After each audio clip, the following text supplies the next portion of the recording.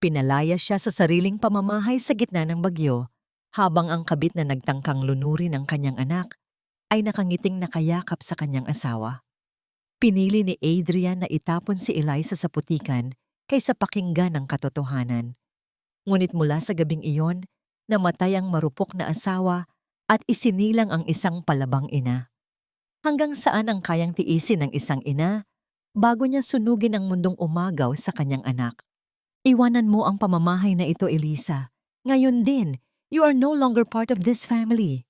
Ang mga salitang binitawan ni Adrian ay tila mga matatalim na piraso ng bubog na bumaon sa puso ni Eliza, kasabay ng malakas na paghampas ng kulog na nagpayanig sa buong mansyon. Nakatayo si Eliza sa gitna ng sala, basang-basa ang kanyang manipis na duster at nanginginig ang kanyang buong katawan.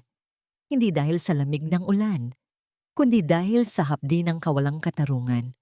Sa kanyang paanan, ang sahig na marmol ay dahan-dahang nababasa ng tubig na tumutulo mula sa kanyang buhok, tila mga luhang hindi na magkasya sa kanyang mga mata. Sa likod ni Adrian, nakasandal sa pinto ng silid si Camille. Ang kanyang mga mata ay mapula at puno ng pekeng luha, habang ang isang kamay ay nakahawak sa kanyang tiyan na tila pinoprotektahan ang dinadala niyang supling. Adrian, she pushed her. Nakita ko, she tried to drown Clara sa pool. Kung hindi ako dumating, baka wala na ang anak mo. Ang boses ni Camille ay parang malambot na kislap ng apoy, ngunit may dalang nakamamatay na lason. Napasinghap si Eliza, ang kanyang hininga ay naging mababaw at mabilis. Hindi totoo yan, Adrian. Please listen to me. Nalulunod na si Clara. I saved her. Kaya ako basang-basa dahil tumalon ako sa tubig para makuha siya. Ang boses ni Eliza ay gumaralgal, punong-puno ng desperasyon, habang iniangat niya ang kanyang nanginginig na kamay na may hawak pang maliit na tsinelas ni Clara. Isang tsinelas na naiwan nang mailigtas niya ang bata. Ngunit ang tanging tugon ni Adrian ay isang matinding tingin na puno ng pandidiri. Walang bakas ng pag-ibig sa mga matang dati ay tinitingnan siya ng may pagsuyo. Isang malakas na paghampas ng kanyang palad sa ibabaw ng mesa ang nagbigay ng hudyat ng katapusan. Enough. Sawang-pawa na ako sa mga palusot mo, Eliza. You've always been unstable, a burden to this marriage. Now, pati ang kaligtasan ng anak ko ay isinasakripisyo mo para lang makuha ang atensyon ko. You are a monster. Ang pagdurog sa kanyang pagkatao ay hindi tumigil sa mga salita. Kinaladkad ni Adrian si Eliza patungo sa pintuan. Ang bawat hakbang ay tila pagpunit sa kaluluwa ng isang ina na ang tanging kasalanan ay ang magmahal ng sobra. Nang marating nila ang malaking pinto ng mansyon, marahas itong binuksan ni Adrian. Ang malamig na simoy ng hangin at ang bagsak ng ulan ay tila sumalubong kay Eliza bilang mga bagong kaaway. Wait, Adrian! My father! Ang gamot ni Papa! Kailangan ko siyang puntahan sa ospital. Ang pagmamakaawa ni Eliza habang ang kanyang mga kuko ay kumakapit sa hamba ng pinto. Lalong sumidhi ang lamig sa boses ni Adrian. Huwag mong gamitin ang kalusugan ni Don Manuel para manatili dito. I will continue to pay for his hospital bills, but on one condition. Huwag na huwag kang magpapakita sa amin ni Clara. If you try to contact the police or tell anyone your lies, I will stop all the payments. Hahayaan kong mamatay ang ama mo nang dahil sa katigasan ng ulo mo. Do you understand? Ang katahimikan sa pagitan nila ay nabasag lamang ng malakas na pagsasara ng pinto. Ang tunog ng paglapat ng mabigat na kahoy ay tila ang tunog ng isang hatol na habambuhay na pagkabilanggo sa kalungkutan. Naiwan si Eliza sa labas, sa gitna ng dilim at bagsak ng langit. Ang bawat patak ng ulan sa kanyang balat ay tila mga maliliit na saksak ng karayom. Napaluhod si Eliza sa maputik na kalsada habang mahigpit na yakap ang tsinelas ni Clara. Ang kanyang pag-iyak ay halos matabunan ng malakas na ulan at ugong ng bagyo sa paligid. Sa sandaling iyon, pakiramdam niya ay wala na siyang matatakbuhan, walang pera, walang tahanan, at wala rin sa kanyang piling Ang batang buong puso niyang inalagaan at ipinaglaban. Ngunit higit sa lahat, ang pinakamabigat na sugat ay ang sakit ng pagkabigo at pagtataksil mula sa taong lubos niyang pinagkatiwalaan. Bakit ang pag-ibig na nagbibigay ng buhay ay siya ring may kakayahang pumatay sa espiritu? Hanggang kailan kailangang magtiis ng isang ina bago pakinggan ng langit ang kanyang piping pagsigaw? Sa gabing iyon, sa gitna ng kawalan, isang pangako ang dahan-dahang nabuo sa loob ng kanyang nagdurugong dibdib. Isang pangakong hindi matatapos sa luha lamang. 4 na taon na ang lumipas, ngunit ang bawat tibok ng puso ni Eliza ay tila isang mabagal na agunyas ng kanyang nakaraan. Sa loob ng isang maliit at madilim na paupahan, sa looban ng palengke, ang tanging nagbibigay ng ingay ay ang ritmo ng kanyang lumang makina. Ang bawat tusok ng karayom sa tela ay tila sumasabay sa bawat kirot ng kanyang alaala. Paulit-ulit, walang hinto at laging may dalang hapdi. Ang hangin sa loob ng silid ay malapot sa init at amoy ng luma ng tela, habang ang pawis ay dahan-dahang gumagapang sa kanyang likod, ngunit hindi ito iniinda ni Eliza. Ang kanyang mga mata ay nananatiling nakatuon sa tinatahing basahan, ang kanyang tanging paraan upang mabuhay at makapagpadala ng kaunting tulong para sa kanyang amang si Don Manuel, na kahit nasa malayo ay pilit niyang inaalagaan. Nang sumapit ang hapon, iniwan ni Eliza ang kanyang gawain upang tahakin ang pamilyar na daan patungo sa isang lugar na nagbibigay sa kanya ng panandaliang ligaya at walang katapusang dusa. Nakatayo siya sa ilalim ng malabay na puno ng akasya. Ilang metro ang layo mula sa malaking gate ng isang sikat na international school. Dito, ang ingay ng mga mamahaling sasakyan at ang tawanan ng mga batang galing sa mayamang pamilya ay tila isang pader na naghihiwalay sa kanya sa mundo ng kanyang anak. Maingat siyang nagtago sa likod ng puno. Ang kanyang lumang panyo ay mahigpit na nakakapit sa kanyang dibdib, habang ang kanyang mga mata ay hindi kumukurap sa pag-aabang. Nang bumukas ang malaking gate, lumitaw ang isang pamilyar na bulto. Si Clara. Ang maliit na sanggol na huling nayakap ni Eliza ay isa na ngayong magandang bata na nakasuot ng malinis at mamahaling uniforme. Kasunod nito ang isang marangyang puting sasakyan kung saan bumaba si Camille na tila isang reyna sa kanyang sutlang damit at naglalakihang alahas.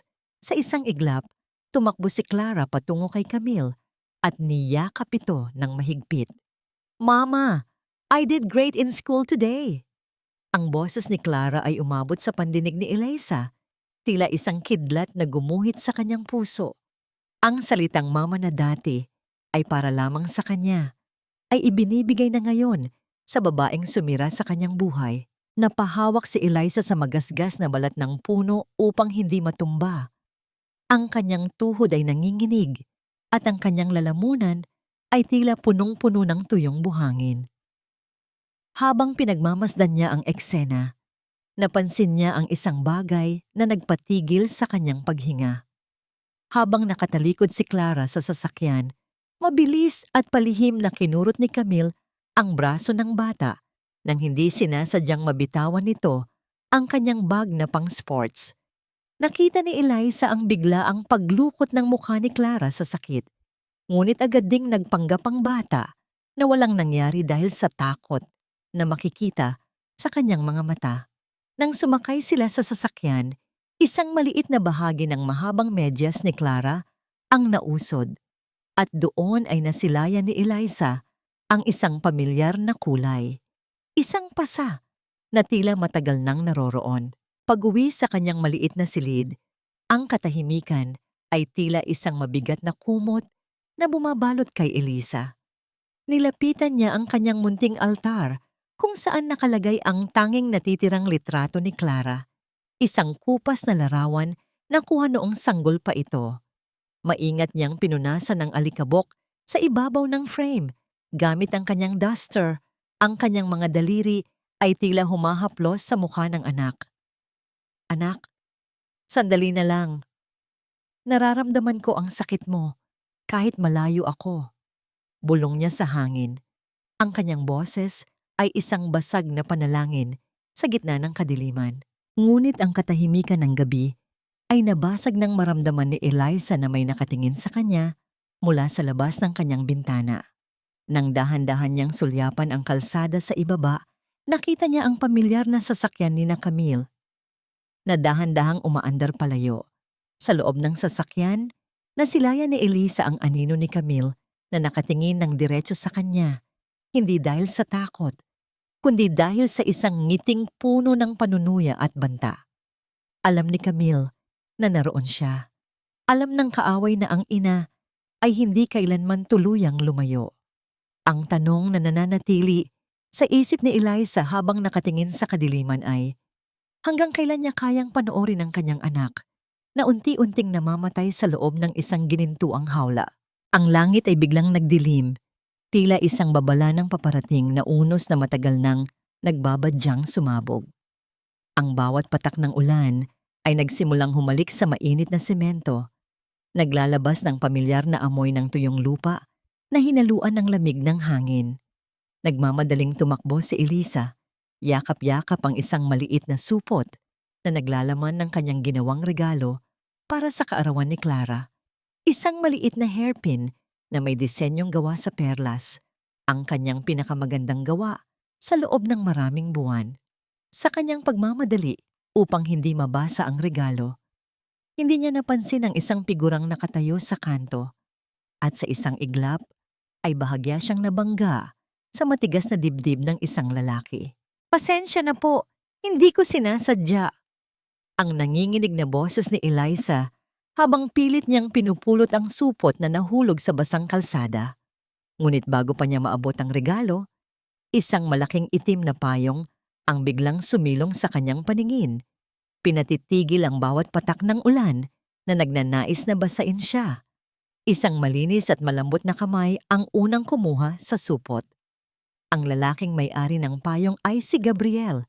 Maingat niyang pinunasan ang dumi sa supot gamit ang kanyang mamahaling panyo bago ito ibinigay kay Eliza. "Ayos lang, miss. Heto, baka mabasa ang mahalagang bagay na ito." Ang boses ni Gabriel ay malalim at banayad, tila isang mainit na kumot sa gitna ng malamig na hapon. Ang kanyang mga mata ay walang bakas ng panghuhusga. Tanging pag-aalala lamang ang makikita rito. Ngunit ang panandaliang katahimikan ay biniyak ng tunog ng makina ng isang marangyang puting sasakyan na dahan-dahang huminto sa tapat nila.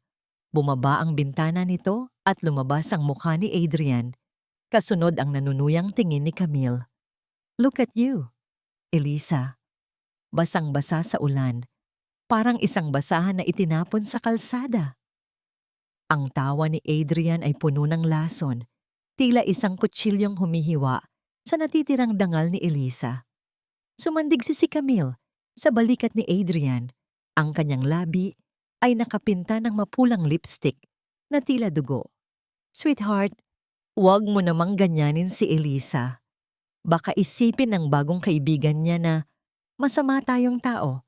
Pero Eliza, really? In the middle of the street with a stranger? You haven't changed." Hindi nakaimik si Eliza. Ang kanyang mga daliri ay naging maputla sa higpit ng pagkakahawak sa kanyang regalo. Ngunit lalong tumalim ang boses ni Adrian nang makita niyang hindi natitinag si Eliza. "Nakalimutan mo na ba ang utang na loob mo sa amin? Kami ang bumubuhay sa tatay mo.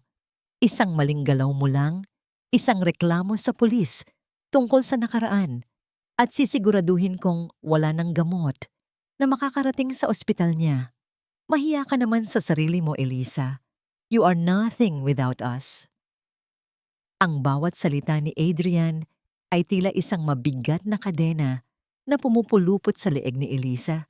Pinipigilan siyang huminga. Pinapaalala sa kanya ang kanyang kawalan ng kapangyarihan. Sa gitna ng pang-aalipusta, naramdaman ni Eliza ang isang mainit na presensya sa kanyang tabi.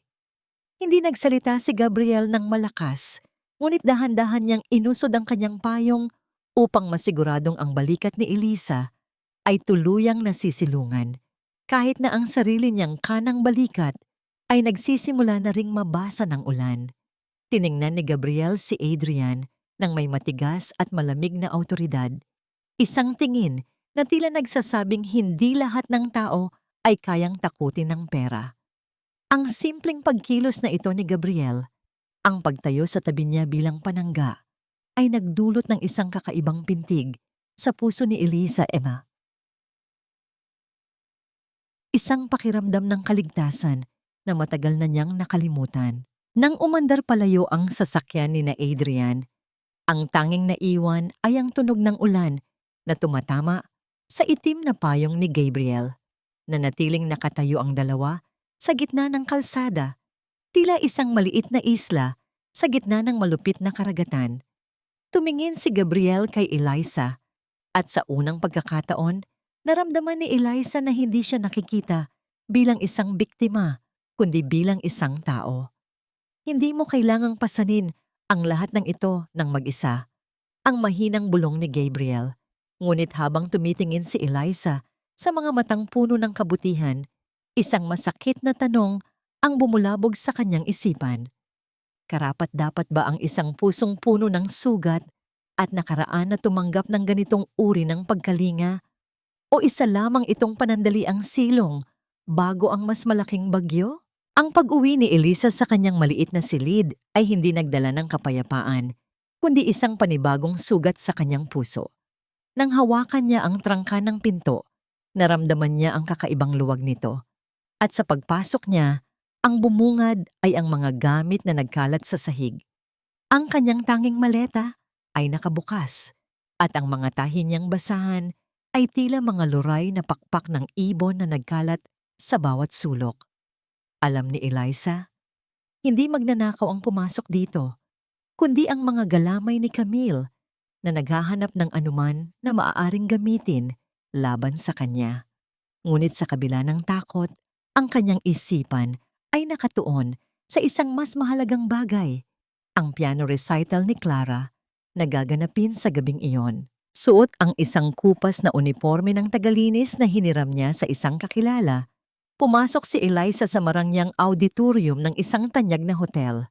Ang bigat ng timba at pamunas sa kanyang kamay ay hindi maikukumpara sa bigat ng kaba sa kanyang dibdib habang naglalakad siya sa gilid ng mga pader, pilit na nagtatago sa dilim. Mula sa malayo, nakita niya si Clara na nakaupo sa gitna ng entablado, tila isang maliit na anghel sa harap ng dambuhalang itim na piano. Ngunit habang nagsisimulang gumalaw ang mga daliri ng bata sa mga teklado, napansin ni Eliza ang panginginig ng maliliit na balikat nito. Sa kalagitnaan ng isang masalimuot na melodiya, biglang tumigil ang tunog. Nagkamali si Clara ng isang nota. Ang katahimikan sa loob ng auditorium ay naging tila isang malupit na hatol, at nakita ni Eliza ang pamumutla ng kanyang anak habang ang pawis ay namumuo sa noo nito. Matapos ang programa, mabilis na tinungo ni Eliza ang likod ng entablado. Ang bawat hakbang niya ay maingat upang hindi lumikha ng anumang ingay sa makintab na sahig. Sa isang sulok na malayo sa paningin ng mga bisita, narinig niya ang boses na tila isang talim ng yelo na humihiwa sa hangin. "You're useless, Clara. Isang nota lang, hindi mo pa nagawa ng tama. Mapapahiya ako sa harap ng mga kaibigan ko dahil sa katangahan mo." Ang boses ni Camille ay puno ng puot habang mahigpit niyang hinahawakan ng braso ng bata. "Wala kang pinagkaiba sa baliw mong ina. Pareho kayong walang kwenta." Nakita ni Eliza ang pagbagsak ng mga luha ni Clara, ngunit walang tunog na lumalabas sa bibig ng bata. Isang uri ng pagtangis na tanging ang mga sanay sa sakit ang nakakaalam. Sa sobrang galit, akmang susugod na si Eliza upang bawiin ang kanyang anak. Ngunit isang matigas at mainit na kamay ang humawak sa kanyang balikat. Nang lumingon siya, nakita niya ang kanyang amang si Don Manuel. Ang kanyang mga mata ay puno ng lungkot, ngunit may dalang babala. "Huwag ngayon, Eliza. Ang galit ay hindi magbibigay sa iyo ng hustisya. Kailangan nating maging matalino kung gusto nating makuha ang iyong anak ng tuluyan. Ang mahinang bulong ni Don Manuel ay tila isang angkla na humila kay Eliza pabalik sa katotohanan. Napasandal si Eliza sa malamig na pader. Ang kanyang mga kuko ay bumaon sa kanyang palad hanggang sa makaramdam siya ng hapdi. Ang kanyang puso ay nagdurugo para sa bawat luhang pumatak mula sa mga mata ni Clara. Habang pinapanood nilang lulanin nina Adrian at Camille ang umiiyak na bata sa kanilang sasakyan, isang matalim na katahimikan ang namayani kay Eliza. Ang dating takot at pag-aalinlangan ay dahan-dahang natunaw at napalitan ng isang matibay na determinasyon na tila bakal na pinanday sa apoy. Tumingin siya sa malayo sa direksyon ng kalsadang tinatahak ng sasakyan habang ang bawat hininga niya ay nagdadala ng isang tahimik na sumpa. Hindi na siya ang Eliza na luluhod at magmamakaawa. Siya na ang Eliza na babasag sa ginintuang hawlang kumukulong sa kanyang anak. Ang tanong na lamang na natitira ay kung gaano kalalim ang handa niyang sisirin sa gitna ng kadiliman upang mahanap ang liwanag na magliligtas sa kanilang dalawa. Sa gitna ng isang makitid na eskinita, kung saan ang mga pader ay tila may bitbit na mga lihim ng kahapon, matatagpuan ang maliit at simpleng opisina ni Gabriel. Ang loob nito ay amoy lumang papel at kape, isang kapaligirang malayo sa marangyang mundo na pilit na nagnanakaw sa dangal ni Eliza. Pumasok si Eliza ng may pag-aalinlangan. Ang kanyang mga kamay ay mahigpit na nakahawak sa isang maliit na sobrang papel na naglalaman ng kanyang kaunting na ipon mula sa pagtatahi, kasama ang isang lumang resibo na tila isang munting mitya ng pag-asa. Nang ilapag ni Eliza ang pera sa ibabaw ng lamesa, isang banayad na ngiti ang sumilay sa mga labi ni Gabriel. Hindi niya ginalaw ang mga barya at gusot na papel na pera. Sa halip, dahan-dahan niya itong itinulak pabalik sa direksyon ni Eliza. I don't need your money, Eliza. Ang kailangan ko ay ang iyong buong pagtitiwala at, kung maaari, isang mainit na hapunan para sa isang pagod na abogado. Ang boses ni Gabriel ay tila isang malambot na agos ng tubig na nagpapakalma sa naglalayag na takot sa dibdib ni Eliza. Ang kanyang mga mata ay nananatiling tapat at puno ng respeto. Isang pagtingin na matagal nang hindi nararanasan ni Eliza mula sa sinumang lalaki. Sa ilalim ng liwanag ng isang lumang lampara, sinimulan nilang suriin ang resibo. Nalaman ni Gabriel na ang dokumentong ito ay may kinalaman sa huling testamento ng ama ni Adrian bago ito pumanaw. Isang lihim na pagbabago sa pamamahagi ng yaman na tila sadyang itinago upang hindi mapunta kay Clara ang nararapat para sa kanya. Ang bawat salitang binibitawan ni Gabriel tungkol sa hustisya ay tila isang gamot na humihilom sa mga sugat ni Eliza. Sa unang pagkakataon, matapos ang 4 na taon, naramdaman ni Eliza na hindi na siya isang anino lamang na nagtatago sa dilim. Siya ay isang ina na mayroon ng kakampi. Nang sumapit ang gabi, naghanda si Eliza ng isang simpleng hapunan sa maliit na kusina ng opisina. Isang mainit na sinigang na may asim na saktong humahaplos sa panlasa.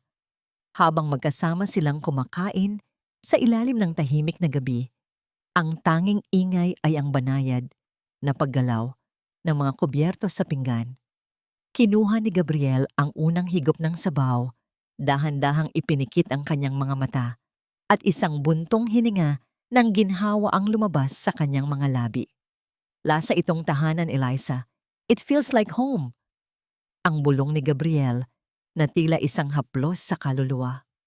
Ang simpleng papuring ito ay nagdulot ng isang matamis na pamumula sa mga pisngi ni Eliza. Isang pakiramdam ng kilig na akala niya ay tuluyan ng namatay kasabay ng kanyang masakit na nakaraan.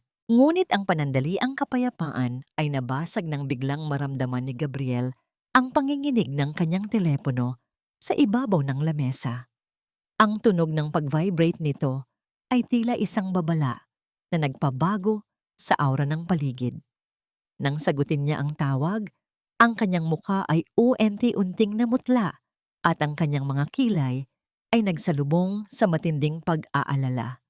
Ano? Kailan pa nangyari ito? Ang mabilis na tanong ni Gabriel, ang kanyang boses ay naging matigas at seryoso. Tumingin siya kay Eliza nang may halong lungkot at pangamba, habang ang hawak niyang telepono ay tila naging isang mabigat na pasanin. Ibinaba ni Gabriel ang telepono at mabilis na tumayo. Ang kanyang mga mata ay nakatuon sa isang direksyon na tila may nakikitang panganib na hindi pa nasisilayan ni Eliza, ang nag-iisang saksi na nakakaalam ng totoong nilalaman ng testamento, na aksidente siya. Isang kahina-hinalang aksidente sa kalsada kanina lamang. Ang pahayag ni Gabriel ay tila isang malamig na hangin na pumasok sa silid. Pinapatay ang bawat kandila ng pag-asa na kapuputok pa lamang. Habang nakatingin si Eliza sa seryosong mukha ni Gabriel, isang malalim na takot ang muling gumising sa kanyang puso. Hanggang saan ang kayang gawin ni na Adrian at Camille upang panatilihing nakabaon sa lupa ang katotohanan, at sino ang susunod na biktima sa kanilang malupit na laro. Ang bawat hininga ni Eliza ay tila bumabara sa kanyang lalamunan habang pinapanood niya ang pananahimik ni Gabriel matapos ang tawag na yon. Ang dilim sa labas ng opisina ay tila lalong kumakapal, sumasabay sa bigat ng balitang namatay ang tanging saksi na hawak nila. Nararamdaman ni Eliza ang panginginig ng kanyang mga kamay. Kaya naman, mahigpit niyang pinagkurus ang mga ito sa kanyang kandungan, ngunit sadyang hindi maikubli ang takot na gumagapang sa kanyang buong katawan. Gabriel, kasalanan ko ba ito? Dahil ba sa akin kaya nawalan ng buhay ang taong iyon? Ang tanong ni Eliza ay halos pabulong na lamang, punong-puno ng guilt na tila isang malaking bato na nakatali sa kanyang leeg. Dahan-dahang lumapit si Gabriel kay Eliza. Hindi siya agad nagsalita. Sa halip, ipinatong niya ang kanyang mainit na palad sa balikat ni Eliza. Ang haplos na yon ay hindi lamang basta pagpapakalma. Ito ay isang tahimik na pangako na hindi niya hahayaang malunod si Eliza sa sarili nitong pangamba. Huwag mong isipin yan, Eliza. Ang kadiliman ni na Adrian at Camille ang may sala, hindi ang iyong pagnanais na makuha ang hustisya. You are not the cause of this evil. You are the one trying to end it. Ang boses ni Gabriel ay malalim at puno ng paninindigan, tila isang matatag na pundasyon na pilit itinatayo ang gumuguho nitong mundo. Sa isang sandali, nagtagpo ang kanilang mga mata at sa kabila ng takot, naramdaman ni Eliza ang isang pamilyar na init na dahan-dahang humahaplos sa kanyang nagdurugong puso. Kinaumagahan, bumalik si Eliza sa kanyang maliit na paupahan sa looban ng palengke. Ang amoy ng tuyong isda at ang ingay ng mga taong nagsisigawan sa labas ay tila naging musika ng realidad na gumigising sa kanya mula sa masamang panaginip kagabi. Sinalubong siya ni Aling Nena, ang kilalang marites, sa kanilang lugar, ngunit may pusong ginto. Bit-bit nito ang isang mangkok ng mainit na tsamporado. Eliza, kanina pa, may paikot-ikot na sasakyang itim dito sa labas. Mukhang hinahanap ka. Mag-ingat ka. Baka mga tauhan na naman yon ng dati mong asawa. Ang paalala ni Aling Nena habang maingat na iniabot ang pagkain. Ang malasakit ng mga taong katulad ni Aling Nena ay tila isang munting liwanag na nagpapakita kay Eliza na hindi siya kailanman nag-iisa sa kanyang pakikipaglaban. Ngunit ang babala ni Aling Nena ay hindi nagtagal at nagkatotoo. Habang naglalakad si Eliza patungo sa kanyang pwesto sa tahiin, isang marangyang sasakyan ang biglang huminto sa kanyang tapat, dahilan upang mapatigil ang bawat taong naglalakad sa kalsada. Bumaba si Camille, na sa pagkakataong ito ay hindi nakasuot ng pang-recital, kundi isang simpleng itim na damit. Ngunit ang kanyang mga mata ay nananatiling matalas at nanunuya. Nabalitaan mo na ba ang balita, Eliza? Ang malas mo talaga. Kahit sino pang lumapit sa'yo, nauuwi sa kapahamakan. Una ang anak mo, sumunod ang tatay mo, at ngayon, pati ang saksi mo. Ang bawat salita ni Camille ay tila isang lason na dahan-dahang ibinubuhos sa tenga ni Elisa. Adrian is planning to take Clara to Europe, and once they leave, you will never ever see her again. Isang pakiusap mo lang, baka payagan ka naming makita siya sa huling pagkakataon bago sila umalis. Ang panginginig ng boses ni Camille sa huling bahagi ng kanyang sinabi ay tila isang pahiwatig ng desperasyon na pilit nitong ikinukubli sa likod ng kanyang nangiti. Ngunit hindi yumuko si Elise. Tumingin siya ng diretso sa mga mata ni Camille. Ang kanyang paningin ay matalas at puno ng apoy na hindi kailanman mapapatay ng anumang pananakot. Europe? Sige, dalhin niyo siya kahit saan niyo gusto. Pero tandaan mo ito, Camille, kahit sa dulo ng mundo, susundan ko kayo. Hindi mo kailanman maiaalis ang katotohanang ako ang ina ni Clara at ikaw ay isa lamang magnanakaw na pilit nagbibihis, Reyna. Ang matatag na sagot ni Eliza ay tila isang sampal na nagpatigil sa tawa ni Camille. Nang makaalis ang sasakyan ni Camille, naiwan si Eliza na nanginginig ang buong katawan, ngunit hindi sa takot kundi sa matinding determinasyon. Mabilis siyang bumalik sa opisina ni Gabriel, bit-bit ang isang maliit na bagay na nakuha niya mula sa mga gamit ni Clara noong huling pasukin niya ang bahay. Isang maliit na kwintas na may pendant na puso. Nang buksan ni Gabriel ang pendant, hindi lamang isang litrato ang nakita nila sa loob. Isang maliit at nakatuping papel ang nakasiksik sa gilid nito na tila sadyang itinago ng kung sino bago pa man mamatay ang ama ni Adrian. Ang bawat salitang nakasulat sa maliit na papel na yon ay tila isang susi sa pintong matagal nang nakasara. Gabriel, ano ito? Ang tanong ni Eliza habang pinagmamasdan ang mga numerong tila isang code ng isang tagong account o dokumento. Habang binabasa ni Gabriel ang mga numero, isang malalim na buntong hininga ang lumabas sa kanyang mga labi. Isang senyales na ang laban ay hindi pa tapos, kundi kapuputok pa lamang ng isang mas malaking digmaan. Ang mga numerong nakasulat sa maliit na papel ay tila mga talinghaga na dahan-dahang binubuo ni Gabriel sa ilalim ng malamig na liwanag ng kanyang lampara. Ang bawat numero ay may katapat na kahulugan. Isang lihim na taguan ng mga dokumento sa isang lumang bangko sa labas ng siyudad. Habang pinagmamasdan ni Elisa si Gabriel na seryosong nag-aanalisa, naramdaman niya ang isang kurot sa kanyang dibdib. Hindi lamang ito dahil sa pag-asang mabawi ang kanyang anak, kundi dahil sa lalaking nasa harap niya na itinataya ang lahat para sa isang taong halos hindi naman niya kakilala noong una.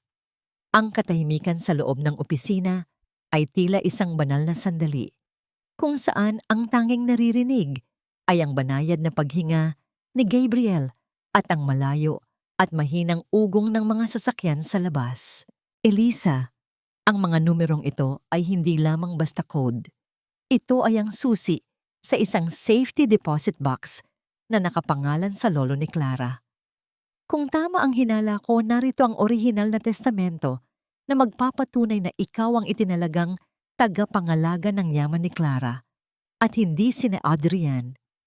Ang paliwanag ni Gabriel, ang kanyang boses, ay puno ng pag-asa na tila isang himig na nagpapagaan sa mabigat na pakiramdam ni Elisa. Dahan-dahang lumapit si Gabriel at hinawakan ang nanginginig na kamay ni Elisa na nakapatong sa lamesa. Ang init ng kanyang palad ay tila isang kuryenteng gumagapang sa balat ni Elisa, nagbibigay ng lakas na matagal na niyang hinahanap. Sa sandaling iyon, ang takot ay tila naglaho at ang tanging nanatili ay ang matamis na ligalig sa pagitan ng kanilang mga puso. Ngunit sa kabilang panig ng syudad, sa loob ng malamig at marangyang mansyon ng mga Torres, isang masamang balak ang muling binubuo. Nakatayo si Camille sa harap ng malaking salamin, pinagmamasdan ng kanyang sarili habang may hawak na isang maliit na vial ng gamot. Adrian, kailangang maging mahina si Clara para payagan tayong dalhin siya sa ibang bansa para sa treatment. Walang dapat makahalata na maayos ang bata. Kapag nandoon na tayo sa Europe, wala nang magagawa ang baliw na Elisa na iyon. Ang boses ni Camille ay tila isang makamandag na bulong na nagpapatindig ng balahibo. Si Adrian, na nakaupo sa gilid ng kama, ay tila nalulunod sa sarili nitong konsensya. Ngunit ang kanyang kahinaan ay mas nanaig kaysa sa kanyang pagmamahal sa anak. Tumango lamang siya, tila isang sunod-sunurang anino ng kanyang ambisyosong asawa. Kinabukasan, maagang tinahak ni na Elisa at Gabriel ang daan patungo sa bangko. Sa loob ng sasakyan, ang bawat sulyap ni Gabriel kay Eliza ay puno ng katapatan. Pagkatapos nito, Elisa, sisiguraduhin kong hindi ka na muling luluha dahil sa kanila. I will protect you and Clara with everything I have. Ang pangakong ito ni Gabriel ay hindi lamang binitawan sa salita, kundi naramdaman ni Eliza sa bawat pintig ng kanyang puso. Nang makarating sila sa bangko, ang bawat hakbang sa makintab na sahig ay tila isang paglapit sa katotohanan. Pagpihit ng kandado ng maliit na box, tumambad sa kanila ang isang makapal na envelope na may selyo ng pamilya Marquez. Nang buksan ni Eliza ang envelope, bumungad sa kanya ang isang sulat kamay ng ama ni Adrian. Ngunit hindi lamang ang testamento ang naroon. May isang maliit na tape recorder din na kasama sa mga dokumento. Sa panginginig ng mga daliri, pinindot ni Eliza ang play. Ang boses na lumabas mula sa recorder ay tila isang multo mula sa nakaraan. Isang boses na nagbubunyag ng katotohanan tungkol sa gabi ng aksidente ni Clara, 4 na taon na ang nakalilipas. Ngunit bago pa man matapos ang recording, naramdaman ni Eliza ang biglang paglamig ng paligid nang mapansin niyang may ilang lalaking nakasuot ng itim ang nakatayo sa labas ng vault room, matamang nakatingin sa kanila. Ang tanong na lumitaw sa isip ni Eliza habang yakap ang mga dokumento. Sila ba ay mga tagapagligtas o ang huling harang na ipinadala ni Camille upang tuluyang ibaon ang katotohanan sa limot? Ang bawat yabag ng mga lalaking nakasuot ng itim sa makintab na sahig ng bangko ay tila isang mabigat na palihan na tumatama sa dibdib ni Eliza.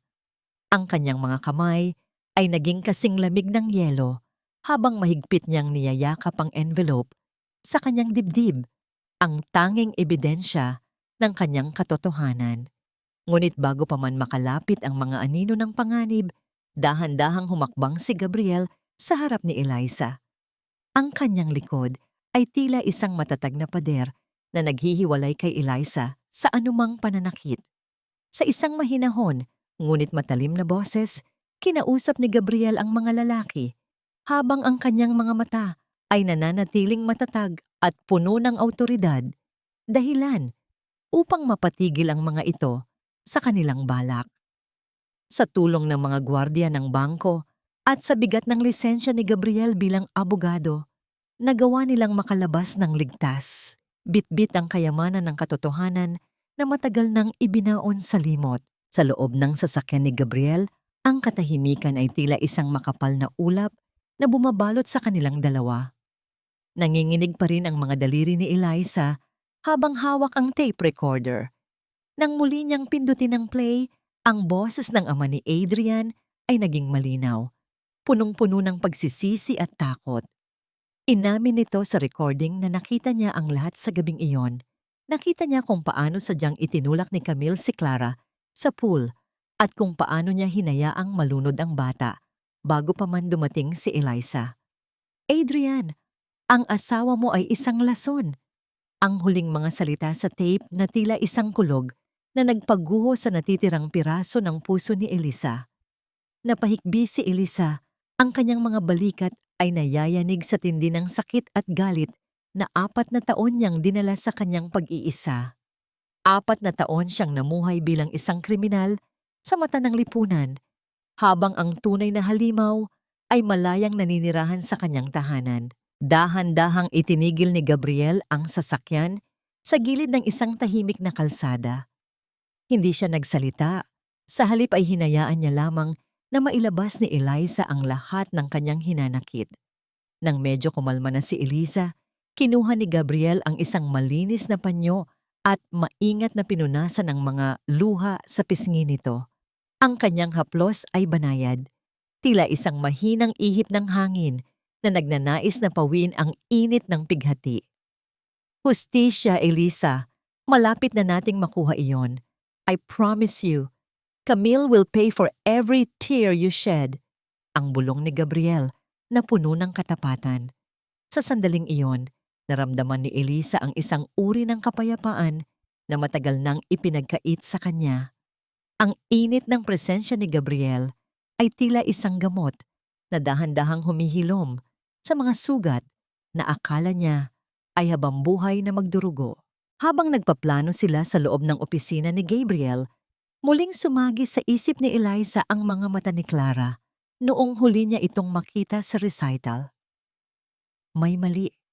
Ang dating kislap ng buhay sa mga mata ng bata ay tila napalitan ng isang maputla at walang buhay na tingin. Sa isang iglap, naalala ni Eliza ang maliit na vial na nakita niya sa pitaka ni Camille noon. Ang kanyang puso ay biglang kumitid sa matinding pangamba. Gabriel, kailangang makuha natin si Clara ngayon din. Camille is doing something to her. She's making her weak.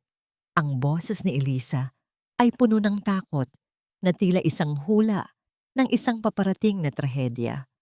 Alam niya ang ugali ni Camille. Kapag naramdaman nitong nasusukol na siya, mas lalo itong nagiging mapanganib. Nang sumapit ang gabi, isang hindi inaasahang mensahe ang dumating sa telepono ni Eliza mula sa isang hindi kilalang numero. Kung gusto mong makita ang anak mo bago kami lumipad bukas, pumunta ka sa lumang warehouse sa labas ng subdivision. Huwag kang magdadala ng kasama. Ang bawat letra sa mensahe ay tila isang bitag na nakangisi kay Eliza. Alam niyang ito na ang huling pagkakataon, ang huling sugal ni Camille upang tuluyan siyang burahin sa mundo. Tumingin si Eliza kay Gabriel na abala sa pagbabasa ng mga dokumento at isang mahirap na desisyon ang nabuo sa kanyang isipan. Habang dahan-dahang tumatayo si Elisa upang lisanin ang opisina nang hindi nalalaman ni Gabriel, ang kanyang puso ay naglalaban sa pagitan ng takot para sa sarili at ang walang hanggang pag-ibig para sa kanyang anak. Gabriel, patawarin mo ako, pero hindi ko hahayaang madamay ka pa sa panganib na ito. Ang piping pamamaalam ni Eliza habang huling sinusulyapan ang lalaking nagbigay sa kanya muli ng dahilan upang lumaban. Lumabas si Eliza sa gitna ng kadiliman, patungo sa isang lugar na maaaring maging huling hantungan ng kanyang laban o ang simula ng kanyang tunay na paglaya. Ngunit ang tanong na bumabagabag sa kanyang bawat hakbang, mapoprotektahan ba niya si Clara kung siya mismo ay naglalakad patungo sa kamay ng isang mamatay tao nang walang anumang armas kundi ang kanyang pagiging ina?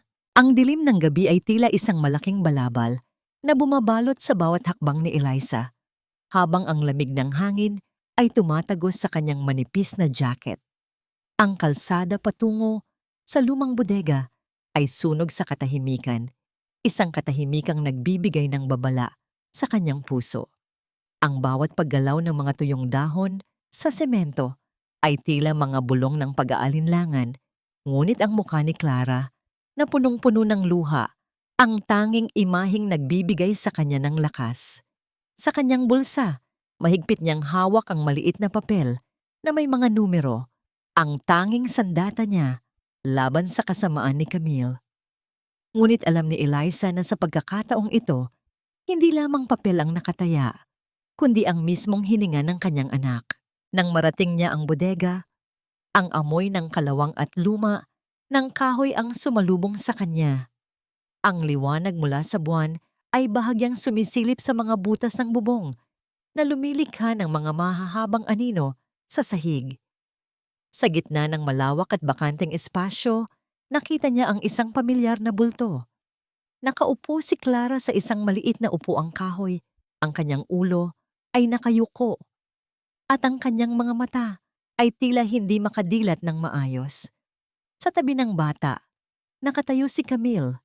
Suot ang isang mapanuyang ngiti habang may hawak na isang maliit na hiringgilya.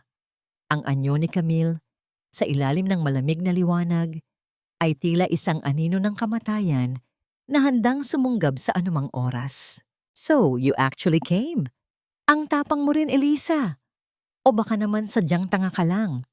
Ang boses ni Camille ay umalingaw-ngaw sa paligid, puno ng paghamak. Akala mo ba, matatalo mo ako sa mga dokumentong nakuha niyo sa bangko? You're playing a dangerous game, and as you can see, I hold the most important piece. Dahan-dahang hinaplos ni Camille ang buhok ni Clara. Isang haplos na nagpataas ng balahibo ni Eliza dahil sa tindi ng kaplastikan at panganib. Clara is a bit sleepy right now. I gave her something to make sure she stays quiet during our long trip tomorrow. Samantala, sa loob ng kanyang opisina, biglang naramdaman ni Gabriel ang isang kakaibang bigat sa kanyang dibdib.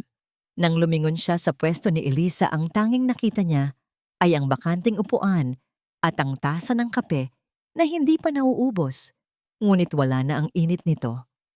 Isang maliit na sulat ang naiwan sa ibabaw ng kanyang lamesa.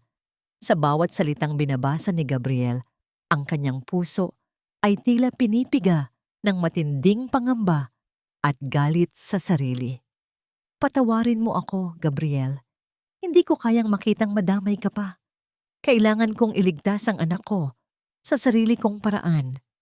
Ang huling linya ng sulat na tila isang sampal sa kanyang pagiging abogado at bilang lalaking nagsisimula ng magmahal muli. Mabilis na kinuha ni Gabriel ang kanyang susi. Ang kanyang mga mata ay nag-aapoy sa determinasyon na hindi hayaang maging huling pamamaalam ang sulat na yon. Bumalik ang eksena sa bodega, kung saan ang tensyon sa pagitan ni Elisa at Camille ay tila isang mitya na anumang oras ay sasabog. Ibigay mo sa akin ang dokumento, Eliza. At baka lang, payagan kitang yakapin ang anak mo bago ko siya dalhin sa malayo. Ang utos ni Camille habang dahan-dahang inilalapit ang karayom sa braso ni Clara. Ang paghinga ni Eliza ay naging mabilis at gumaralgal. Nararamdaman niya ang panginginig ng kanyang buong katawan. Ang kanyang puso ay tila isang ibon na pilit kumakawala sa kanyang dibdib. Ang bawat segundo ng pag-aalinlangan ay tila isang taon ng paghihirap. Sa gitna ng desperasyon, isang tanong ang pilit na lumalabas sa isipan ni Eliza habang nakatingin sa nanghihinang anyo ng kanyang anak. Handa ba siyang isuko ang tanging hustisyang hawak niya kapalit ng panandaliang kaligtasan ni Clara? O magtitiwala siya sa isang himala sa gitna ng kadilimang ito? Habang dahan-dahang iniabot ni Eliza ang envelope kay Camille, isang malakas na pagbukas ng pintuan ang nagpabago sa daloy ng hangin sa loob ng bodega. Ngunit ang figurang nakatayo sa pintuan ay hindi ang inaasahan ni Eliza, at ang hawak nito ay hindi isang payong o dokumento, kundi isang katotohanang masigit na nakakamatay kaysa sa anumang lason. Ang liwanag na nagmumula sa pintuan ng bodega ay tila isang mahabang daliri ng umaga na pilit humahati sa kadiliman, ngunit ang dala nito ay hindi init kundi isang malamig na katotohanan. Nanigas si Eliza sa kanyang kinatatayuan. Ang envelope na hawak niya ay dahan-dahang nalalamukot sa higpit ng kanyang pagkakahawak. Ang figurang nakatayo sa pintuan na nababalot ng anino ay dahan-dahang humakbang papasok. Nang tamaan ng malamig na liwanag ng buwan ang kanyang mukha, halos mapatigil ang paghinga ni Eliza. Hindi si Gabriel ang dumating. Ang lalaking nakatayo roon na may mga matang puno ng pighati at lito ay walang iba kundi si Adrian. Nabitawan ni Camille ang hiringgilya na lumikha ng isang mahinang tunog sa semento habang ito ay gumugulong palayo. Adrian, anong ginagawa mo rito? I thought you were at the office, finalizing our flight. Ang boses ni Camille ay biglang nagbago. Mula sa pagiging mapangapi ay naging malambot at tila biktima sa isang iglap. Ngunit sa pagkakataong ito, ang kanyang galing sa pag-arte ay hindi tumagos sa asawa.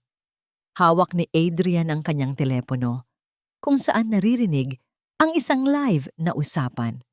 Ang boses ni Camille kanina lamang habang tinatakot si Eliza at inamin ang paglalason sa bata. Is it true, Camille? Lahat ng narinig ko, lahat ng sinabi ni Gabriel sa akin kanina bago ako pumunta rito, totoo ba lahat iyon? Ang boses ni Adrian ay gumaralgal, tila isang toring gawa sa buhangin na unti-unting ginigiba ng bawat salitang lumalabas sa kanyang bibig. Tumingin siya kay Clara na nakalaylay ang ulo at sa unang pagkakataon, sa loob ng 4 na taon, ang mga mata ni Adrian ay nagpakita ng isang tunay at masakit na pagsisisi. Lumapit si Eliza sa kanyang anak, hindi na inintindi ang panganib, at nanginginig na hinawakan ang malamig na pisngi ni Clara. Anak, gising na please. Mama is here. Ang hikbi ni Eliza ay isang tunog ng pagkadurog na tila kayang pirapirasuhin ang anumang pusong nakikinig. Dahan-dahang lumitaw si Gabriel mula sa likod ni Adrian. Ang kanyang mukha ay puno ng pag-aalala, ngunit may kasamang matibay na paninindigan. Eliza, tumawag na ako ng ambulansya. Malapit na sila. Ang malumanay na sabi ni Gabriel habang dahan-dahan niyang inilalayo si Eliza mula sa posibleng pag-atake ni Camille. Ngunit si Camille, nang makitang nasusukol na siya, ay nagsimulang tumawa. Isang tawa na puno ng desperasyon at kawalan ng katinuan. You think you won? Adrian, do you really think this saint of a wife of yours is perfect? Kasalanan mo rin ito. You chose to believe me because you were weak. You wanted to be free from her and I just gave you the excuse. Ang mga salita ni Camille ay tila mga latigo na humahampas sa likod ni Adrian. Ngunit ang kanyang pansin ay nanatili kay Clara. Lumuhod si Adrian sa tabi ni Eliza, akmang hahawakan ng bata. Ngunit marahas na inilayo ni Eliza ang kanyang anak. Huwag mong hawakan ang anak ko. You lost that right the moment you threw me out in the rain 4 years ago. Ang sigaw ni Eliza ay punong-puno ng puot na naipon sa mahabang panahon. Sa sandaling iyon, ang lahat ng marangyang buhay, ang lahat ng kasinungalingan, at ang lahat ng manipulasyon ay naglaho. Naiwan ang 3 taong biktima ng sarili nilang mga desisyon sa gitna ng isang abandonadong bodega. Sa kabila ng ingay ng pagtatalo, isang mahinang ungol ang lumabas sa mga labi ni Clara. Ang kanyang mga pilik mata ay dahan-dahang gumalaw at sa gitna ng malabong paningin, ang unang mukhang kanyang nasilayan ay ang mukha ni Eliza na basang-basa ng luha. Mama? Ang mahinang bulong ni Clara ay tila isang himala na nagpatigil sa mundo para kay Eliza. Niyakap niya ang anak ng napakahigpit, tila ayaw na itong bitawan muli kahit kailan. Ngunit habang nagsisidatingan ang mga ilaw ng ambulansya at pulis sa labas, isang malakas na sigaw mula kay Camille ang muling nagpatahimik sa lahat. Nakatayo siya sa gilid ng isang mataas na bahagi ng bodega. Hawak ang huling dokumento na maaring magpabagsak sa lahat at may isang tingin na tila handa ng sumuko sa katinuan. Ang tanong na naiwan sa gitna ng papalapit na mga sirena. Sapat na ba ang paggising ni Clara upang hilumin ang lahat ng sugat ng nakaraan? O ang huling desperadong hakbang ni Camille ay magdadala ng isa pang trahedya na hindi na kayang malampasan ni Eliza? Habang dahan-dahang nawawalan ng malay si Clara, muli sa bisig ni Eliza, ang tanging nasabi ni Eliza habang nakatingin kay Gabriel ay isang piping pagsusumamo. Huwag mo kaming iiwan. Please. Ang liwanag ng mga sasakyan ng pulis ay tila mga sumasayaw na anino ng asul at pula sa mga pader ng lumang bodega. Ngunit para kay Eliza ang mundo ay umiikot lamang sa maliit na katawan ni Clara na dahan-dahang isinasakay sa ambulansya. Ang bawat hakbang ng mga medik sa semento ay tila isang mabilis na kumpas ng orasan na nagpapaalala sa kanya na ang bawat segundo ay mahalaga. Habang hinihila ng mga awtoridad si Camille, ang kanyang mga sigaw ng pagtanggi ay unt-unting naglalaho sa hangin. Tila isang masamang panaginip na pilit na binubura ng paparating na umaga. Naiwan si Adrian na nakatayo sa gitna ng kawalan. Ang kanyang marangyang suot ay puno ng alikabok at ang kanyang mukha ay larawan ng isang taong nawalan ng lahat ng kanyang itinatagong dangal. Sa loob ng ospital, ang amoy ng alkohol at ang malamig na buga ng aircon ay tila nagpapabigat sa bawat minutong paghihintay ni Eliza sa labas ng emergency room. Ang bawat pagkurap ng mahahabang ilaw sa kisame ay tila sumasabay sa kaba sa kanyang dibdib. Dahan-dahang lumapit si Gabriel, bitbit ang isang baso ng tubig at isang mainit na panyo. Eliza, uminom ka muna. She's a fighter, just like you. Hindi ka niya iiwan. Ang boses ni Gabriel ay banayad. Tila isang angkla na pumipigil kay Eliza na tuluyang tangayin ng agos ng pangamba. Nang hawakan ni Gabriel ang nanginginig na kamay ni Eliza, naramdaman ng ina ang isang uri ng lakas na hindi nanggagaling sa galit, kundi sa isang tahimik na suporta na matagal na niyang pinapangarap. Hindi nagtagal. Dumating si Adrian. Ang kanyang mga hakbang ay mabigat at puno ng pag-aalinlangan. Nang tangkaing lumapit ni Adrian kay Eliza, tumayo si Gabriel bilang panangga, isang tahimik na babala na hindi na ito ang panahon para sa kanyang mga manipulasyon. Eliza, I'm so sorry. I didn't know Camille was capable of... I thought I was doing what's best for the family. Ang boses ni Adrian ay basag, puno ng isang uri ng pagsisisi na tila huli na para pakinggan. Tumingin si Eliza sa kanya. Ang kanyang mga mata ay walang bakas ng luha, tanging isang malamig at matalim na katotohanan. You didn't know because you chose not to look, Adrian. Pinili mong maniwala sa kasinungalingan dahil mas madali iyon kaysa sa tanggapin ang pagkakamali mo. Ang pamilyang sinasabi mo ay matagal mo nang pinatay noong gabing itinapon mo ako sa ulan. Ang pagdating ng doktor ay nagpatigil sa namumuong tensyon sa pagitan ng tatlo. Ayon sa pagsusuri, ang gamot na ibinigay ni Camille ay nagdulot ng matinding panghihina sa sistema ni Clara. Ngunit dahil sa mabilis na pagkaka-rescue, ang bata ay nasa labas na ng panganib. Nang payagan si Eliza na pumasok sa silid, ang kanyang mga paa ay tila lumulutang sa tuwa na may halong sakit. Nakita niya si Clara, nakahiga sa gitna ng malalaking puting unan. Ang kanyang mukha ay maputla pa rin, ngunit ang kanyang paghinga ay regular na at payapa. Naupo si Eliza sa tabi ng kama, hinawakan ang maliit na kamay ng anak, at sa unang pagkakataon, sa loob ng 4 na taon, naramdaman niya ang tunay na init ng balat nito nang walang takot na baka may humila sa kanya palayo. Dahan-dahang nagmulat ng mata si Clara. Ang kanyang paningin ay naglakbay sa silid hanggang sa huminto ito sa mukha ni Eliza. Isang mahinang nangiti ang sumilay sa mga labi ng bata. Isang ngiti na tila nagbubura sa lahat ng hirap at pasakit na pinagdaanan ni Eliza sa mga tahiin at sa kalsada. Mama, you stayed? Ang mahinang tanong ni Clara. Ang kanyang boses ay tila isang marupok na himig ng pag-asa. Niyakap ni Eliza ang anak ng may pag-iingat. Ang kanyang mga luha ay dahan-dahang pumatak sa kumot, hindi dahil sa lungkot, kundi dahil sa isang kaligayahang wagas. Hindi na ako aalis, anak. Hinding-hindi na. Sa labas ng silid, pinagmamasdan ni Gabriel ang mag-ina mula sa maliit na bintana ng pinto. Isang banayad na ngiti ang nakapinta sa kanyang mukha. Ngunit sa kanyang kabilang kamay, mahigpit niyang hawak ang isang bagong dokumento na ibinigay ng mga pulis mula sa bag ni Camille. Habang binabasa niya ang nilalaman nito, nang tahimik, ang kanyang mukha ay unti-unting naging seryoso. Ang dokumentong yon ay hindi lamang tungkol sa testamento. Ito ay isang lihim na kasunduan na nagpapatunay na may iba pang taong kasangkot sa pagtatago ng katotohanan. Isang pangalang matagal nang pinagkakatiwalaan ni Eliza. Sino ang huling anino na nagnanais na sumira sa katahimikang kasisimula pa lamang nilang buuin? At handa ba si Eliza na harapin ang katotohanang ang taong tinuring niyang pamilya ay siya ring nagbaon sa kanya sa hukay?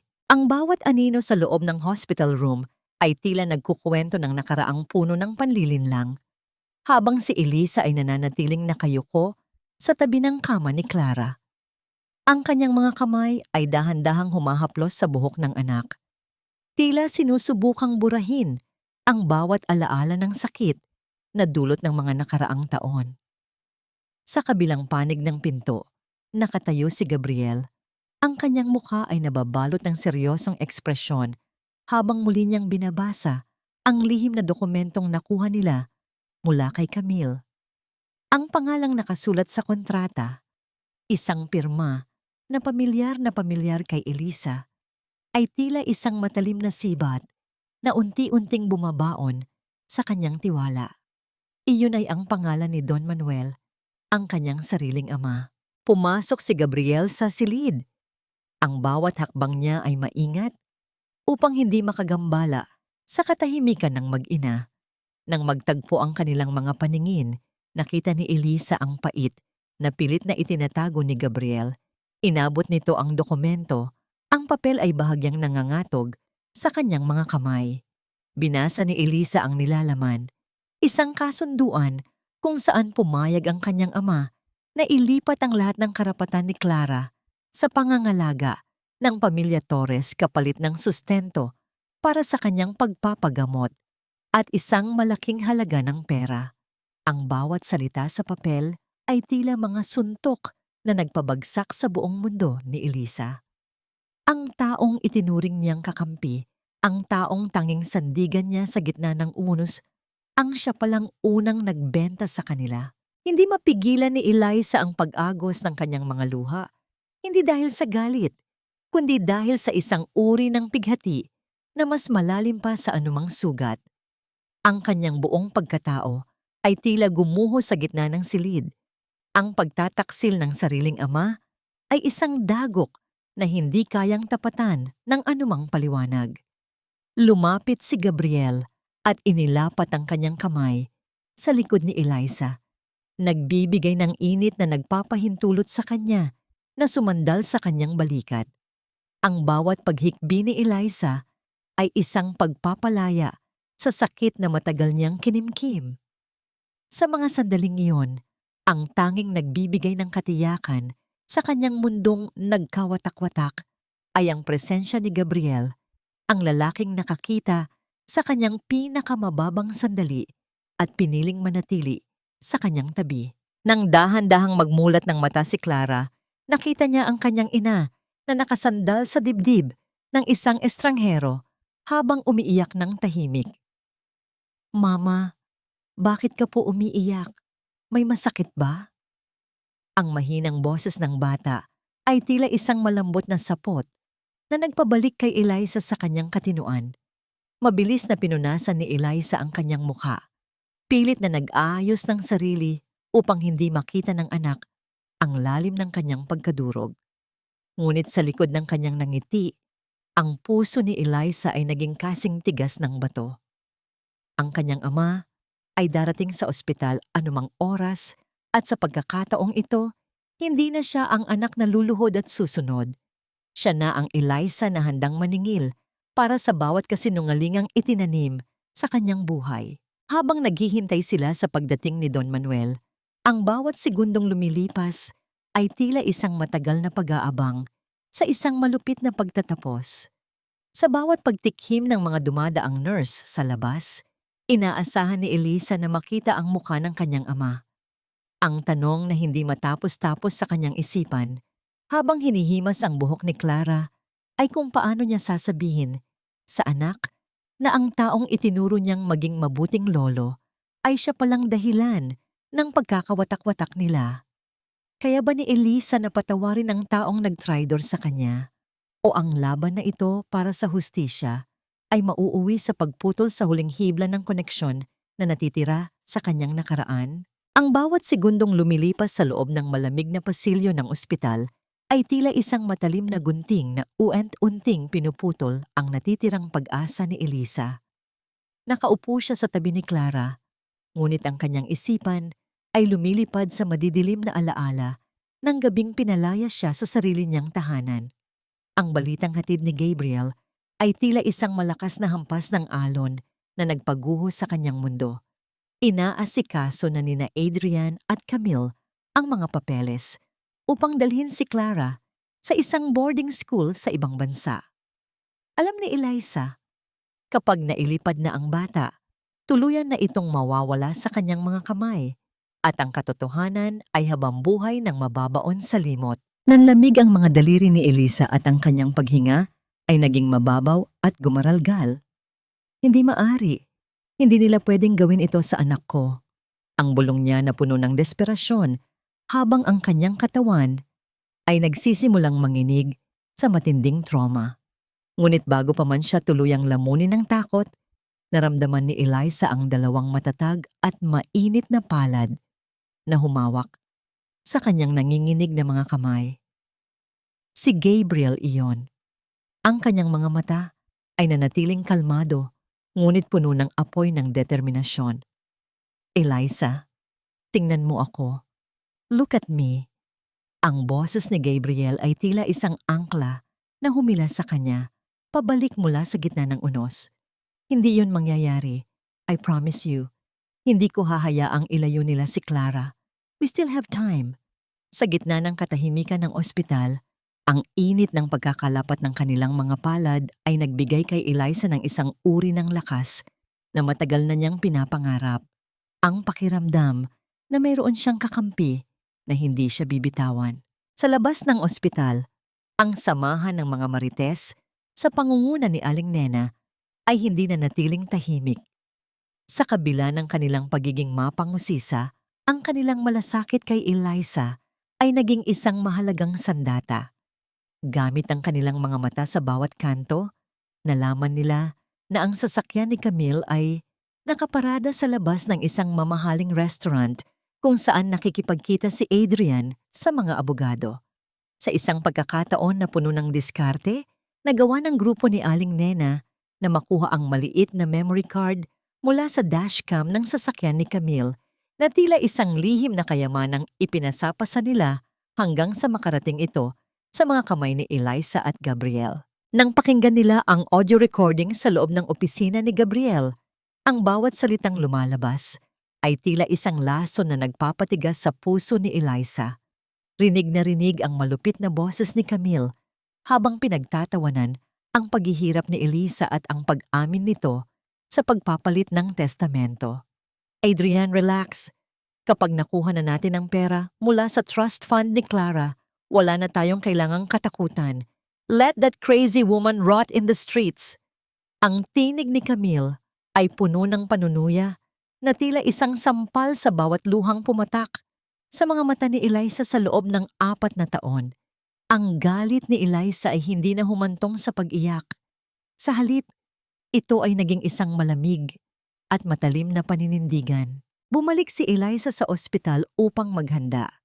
Sa tulong ni Don Manuel, na bagamat puno ng pagsisisi, ay pilit na bumabawi sa kanyang mga pagkakamali. Inayos ni Eliza ang kanyang sarili. Hindi siya nagsusuot ng mamahaling alahas o marangyang damit. Sa halip, pumili siya ng isang malinis at maayos na puting baro, isang simbolo ng kanyang dangal na pilit dinumihan ng nakaraan, ngunit ngayon ay muling nagliliwanag. Habang inaayos ni Don Manuel ang buhok ng kanyang anak, ang katahimikan sa pagitan nila ay puno ng mga salitang hindi na kailangang bigkasin. Isang paghingi ng tawad at isang pagpapatawad na nagsisilbing pundasyon ng kanilang bagong laban. Nang sumapit ang gabi ng Woman of the Year Awards, kung saan pilit na nagbibihis ang hell si Camille, ang sasakyan ni Gabriel ay dahan-dahang huminto sa tapat ng engranding venue. Ang nakakasilaw na ilaw mula sa mga kamera ng media ay tila isang babala para sa paparating na kaganapan. Huminga ng malalim si Eliza. Ang kanyang mga mata ay nakatuon sa malaking pintuan ng auditorium. Sa kanyang tabi, nananatili si Gabriel. Ang kanyang presensya ay tila isang hindi matitinag na panangga. Ang bawat hakbang nila patungo sa loob ay tila isang paglakad sa gitna ng apoy. Ngunit sa pagkakataong ito, si Eliza ay hindi na ang biktimang luluhod. Ang tanong na lamang na naiwan sa hangin habang binubuksan ang pinto. Handa ba ang mundo sa katotohanang dala ng isang inang wala ng balak pang umatras?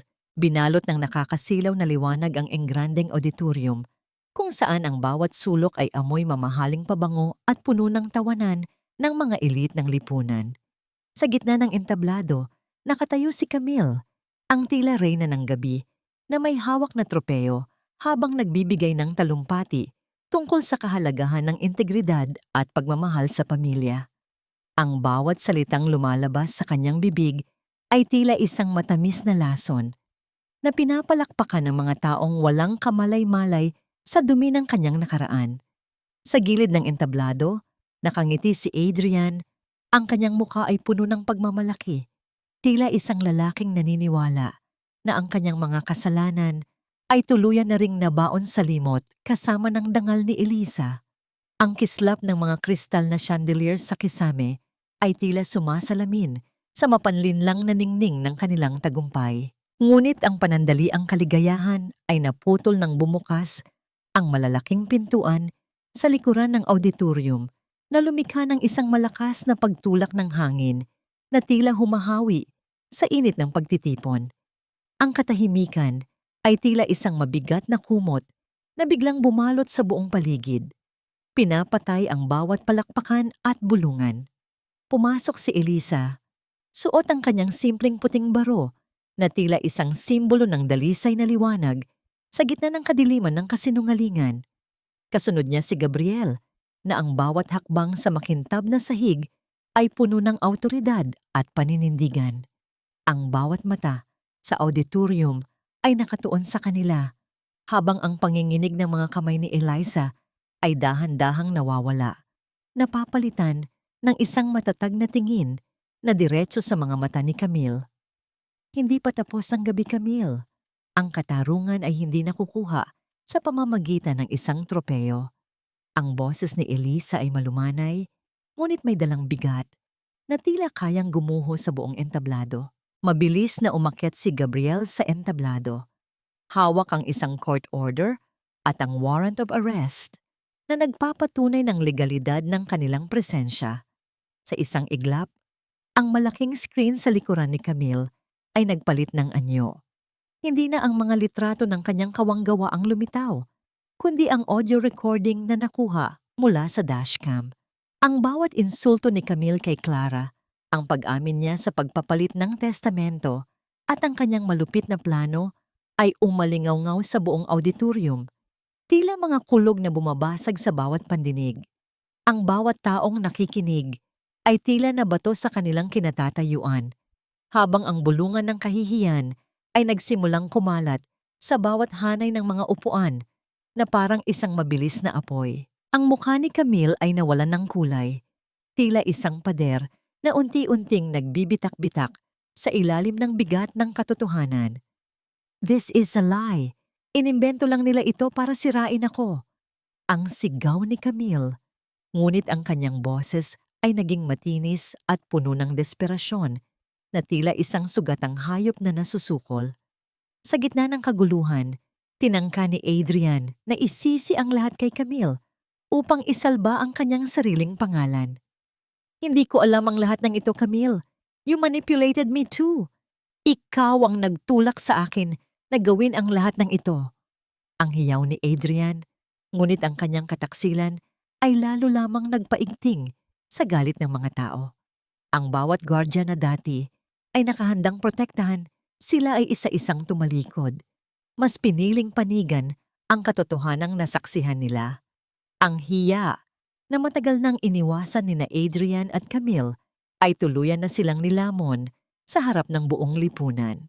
Sa huling bahagi ng gabi, ang auditorium ay naging isang eksena ng pagkawasak ng isang huwad na imperyo. Ang tropeo na hawak ni Camille ay bumagsak sa sahig. Lumilikha ng isang tunog ng pagkabasag na tila ang pagkadurog ng kanyang buong ambisyon at marangyang kinabukasan. Sa gitna ng papalapit na mga pulis, biglang lumabas ang isang patalim mula sa bag ni Camille na nakapatong sa podium. Ang kanyang mga mata ay nanlilisik sa galit at sa isang mabilis na pagkilos, lumingon siya sa direksyon kung saan naroon si Clara, nakakarating pa lamang kasama si Don Manuel sa gilid ng pintuan. Isang sigaw ng desperasyon ang lumabas sa mga labi ni Camille. Isang tunog na tila nagmumula sa kailaliman ng kanyang nagdidilim na katinuan. Habang humahakbang siya patungo sa bata, ang tanong na namayani sa isip ni Elisa habang sinusubukang harangan ang anak. Hahayaan ba ng tadhana na maging huling biktima si Clara sa pagbagsak ng halimaw na ito o ang katarungan ay magtatapos sa isa pang masakit na sakripisyo bago makamit ang tunay na kapayapaan? Ang bawat ilaw sa loob ng auditorium ay tila naging mga saksi sa huling desperadong hakbang ni Camille. Hawak ang isang matalim na patalim. Ang kanyang mga mata ay nanlilisik at tila nawala na sa katinuan, habang ang bawat hininga niya ay gumaralgal sa tindi ng galit at takot. Sinira mo ang lahat, Elisa. Wala kang itira sa akin, kaya wala rin akong ititira sa'yo. Ang yaw ni Camille na tila isang hayop na nasusukol sa kailaliman ng gabi. Si Adrian, na dati ay nagmamalaki sa kanyang kapangyarihan, ay dahan-dahang umaatras. Ang kanyang mga binti ay nanginginig, at ang kanyang mukha ay puno ng kaduwagan. Hindi niya magawang lumapit upang pigilan ang asawa. Sa halip ay hinayaan niya itong malunod sa sarili nitong puot.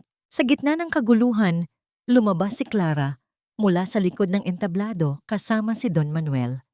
Ang bata ay napatigil.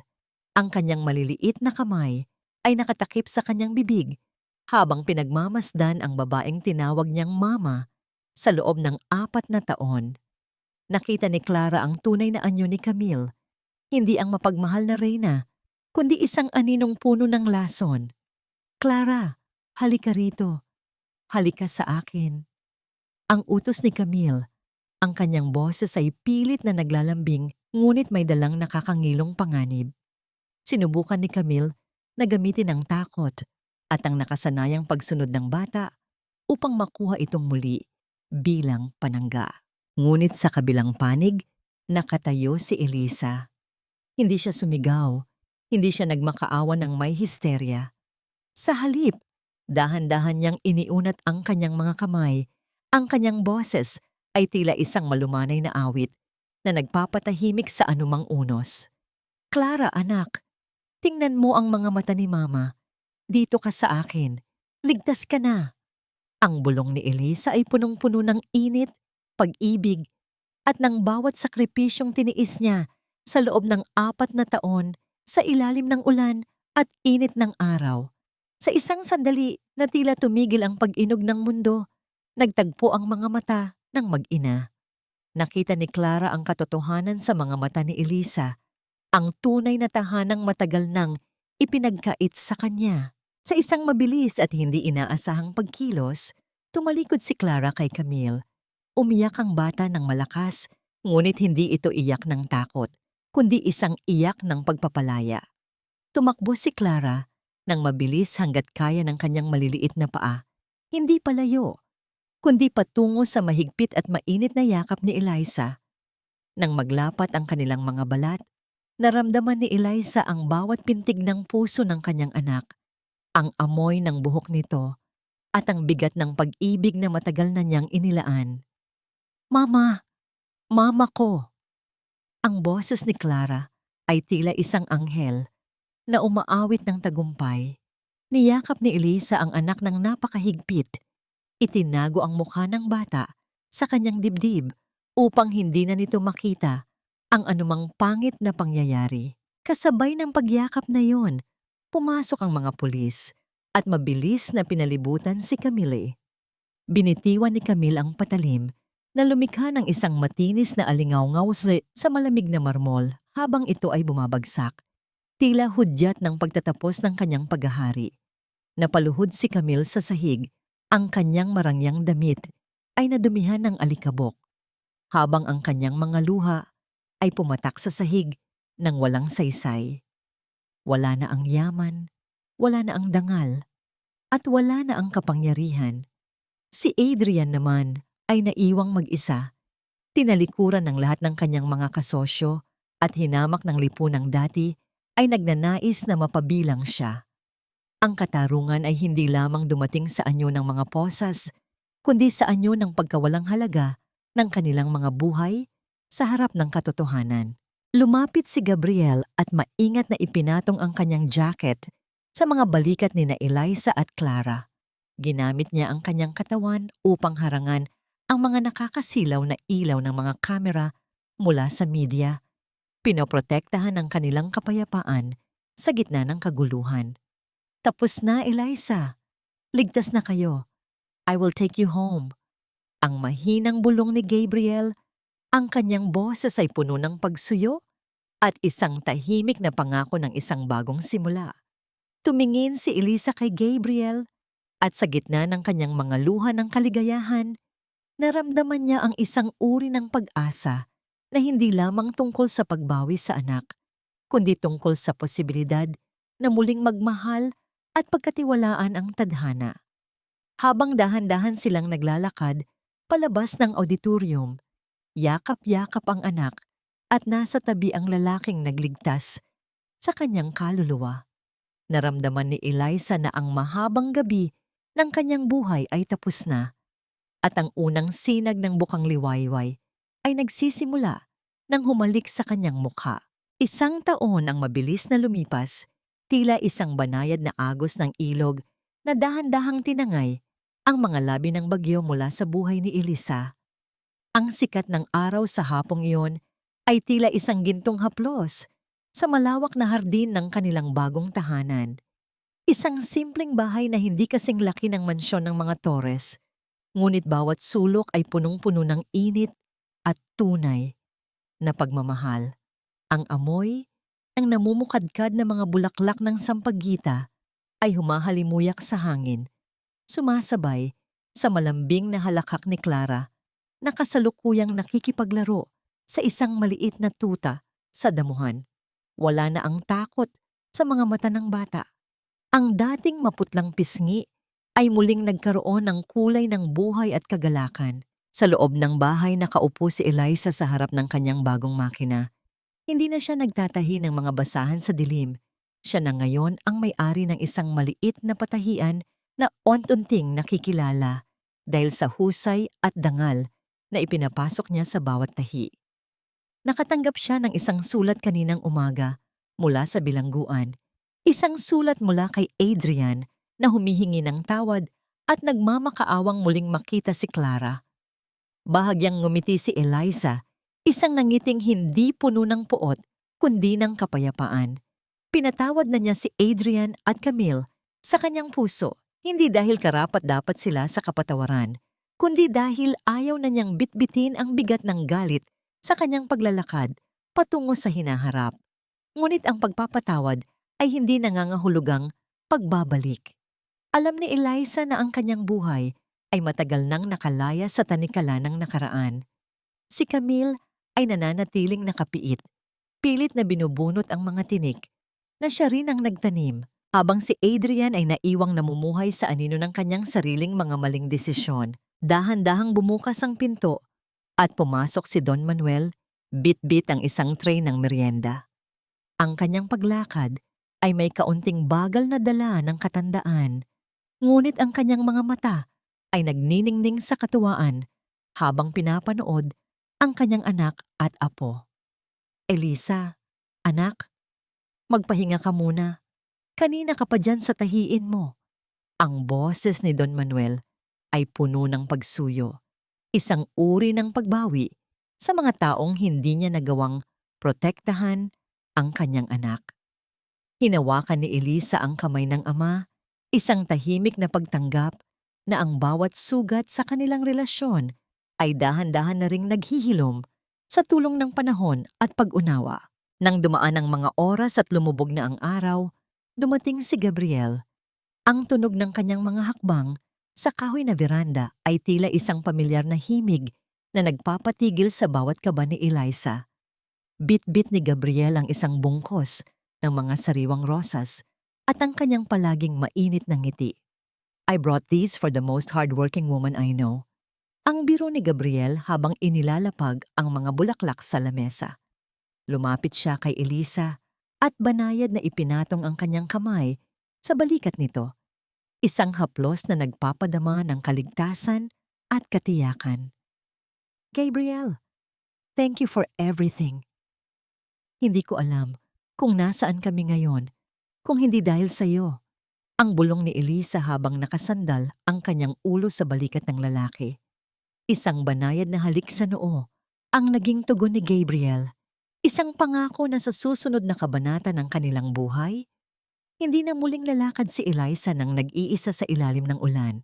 Tumingin si Eliza sa labas ng bintana, kung saan ang unang bituin ay nagsisimula ng kumislap sa madilim na asul na langit. Napagtanto niya na ang tunay na lakas ng isang babae ay hindi nasusukat sa dami ng paghihirap na kaya niyang tiisin ng tahimik. Ang tunay na lakas ay ang kakayahang bumangon mula sa putikan, yakapin ang sariling mga sugat at magkaroon ng tapang na muling magsimula ng may dangal. Ang pag-ibig ni Clara, ang suporta ni Gabriel at ang sarili niyang paninindigan ang naging liwanag na tumalo sa pinakamahabang gabi ng kanyang buhay.